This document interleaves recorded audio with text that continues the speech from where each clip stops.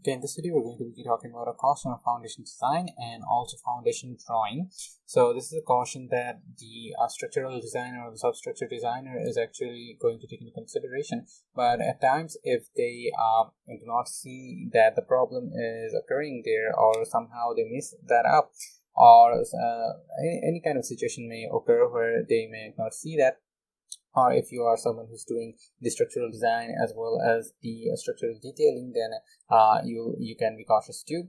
Or so the thing is that when a designer designs, they always make sure that the foundation doesn't go outside of the boundary line. So right here, the blue line you can see is the boundary line, is the plot boundary that we have for our particular building project, and the red ones are the columns.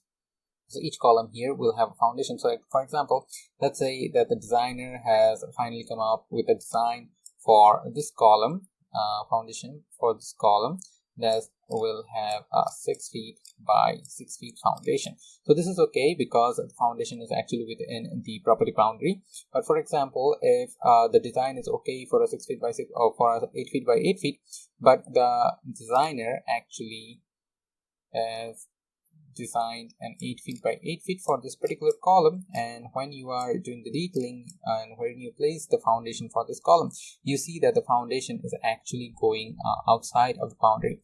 In that case, you must always inform the designer that hey, the design you have done will not work because the foundation is actually going outside of the boundary of the property.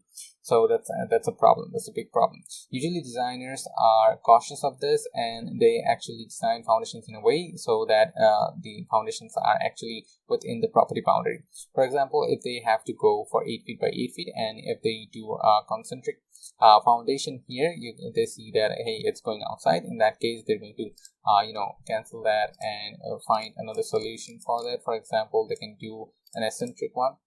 So here we go, they can do an eccentric foundation like that. There we go, they can do an eccentric foundation, or maybe they can change the shape of the foundation as well. There are at times there are foundations like this. Okay. Right, there we go. Let me see. Sorry about that. Okay, not like that. So there are at times there are foundations that are kind of like this. There you go. There. You can foundations like that as well.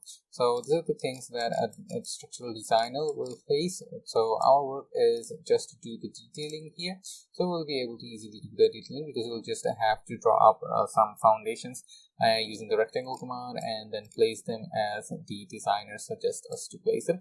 But by chance, if we see that our placement is actually going outside the boundary, then we should always inform the designer. And if you are someone who's also doing the design as well, so when you are doing the design, you should always make a boundary line, and after the design you should always, or during the design, you should always place your foundations like that. Hey, this is a 8 feet by 8 feet foundation.